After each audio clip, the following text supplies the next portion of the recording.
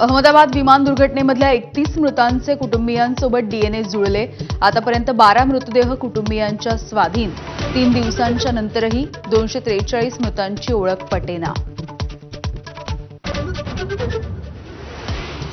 नागपुरामध्ये राष्ट्रीय स्वयंसेवक संघ आणि भाजपची महत्त्वाची समन्वय बैठक सुरू। संघाच्या सर्व 32 संघटनांचे प्रतिनिधी सहभागी। मुख्यमंत्री फडणवीसही आणि गडकरींची सुद्धा उपस्थिती।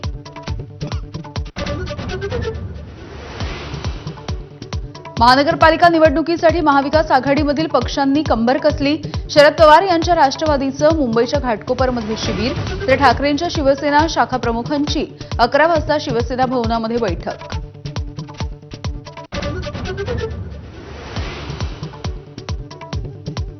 एखाद्याला निवडून नाही द्यायचं म्हणजे मी काय करतो हे महाराष्ट्राला माहिती आहे। माळेगाव साखर कारखान्याच्या निवडणुकीवरून दादांची पुन्हा एकदा फटकेबाजी। विद्यार्थी परीक्षा पास होण्यासाठीच बसतो, सुप्रिया सुळेंचा विजयाचा विश्वास। फडणवीस राज भेटीमधल्या चर्चेची माझ्याकडे इत्यंभूत माहिती। रोखठोकमधून संजय राऊत यांचा दावा। फडणवीस एकाच वेळी सगळ्यांना खेळवू पाहतायत, प्रत्येक जण आपल्या तालावरती नाचतो असं फडणवीसांना वाटतं, राऊतांचा निशाणा।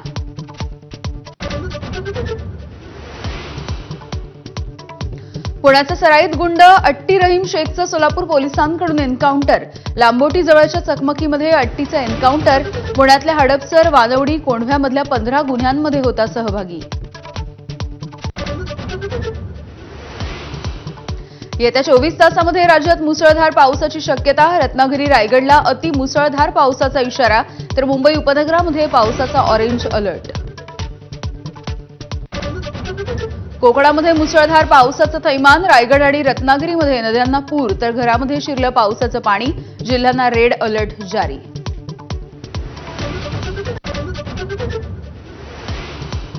विठ्ठल भक्तांसाठी खुशखबर। पंढरपूरमध्ये आजपासून दर्शनासाठी मिळणार टोकन। तासनतास दर्शनासाठी ताटकळत राहणाऱ्यांना वेळेत दर्शन मिळणार। पंतप्रधान नरेंद्र मोदी आजपासून सायप्रस, कॅनडा आणि क्रोएशियाच्या दौऱ्यावर। ऑपरेशन सिंदूरच्या नंतर प्रथमच मोदी आणि डोनाल्ड ट्रम्प यांची कॅनडामध्ये होणार भेट।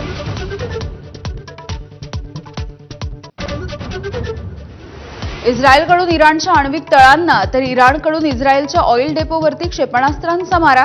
इराणकडून सुपरसॉनिक क्षेपणास्त्रांचा वापर।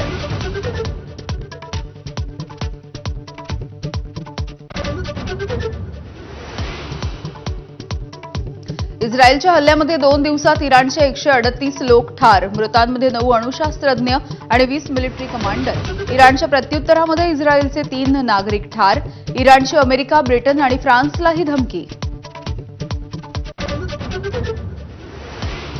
दुबईमध्ये 67 मजली गगनचुंबी इमारतीला आग। 764 फ्लॅटमधल्या 3820 लोकांची सुखरूपपणे सुटका।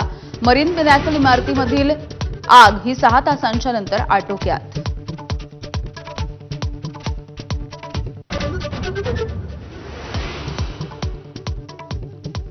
नमस्कार, मी यामिनी दळवी। बुलेटिनमध्ये तुम्हा सगळ्यांचं स्वागत।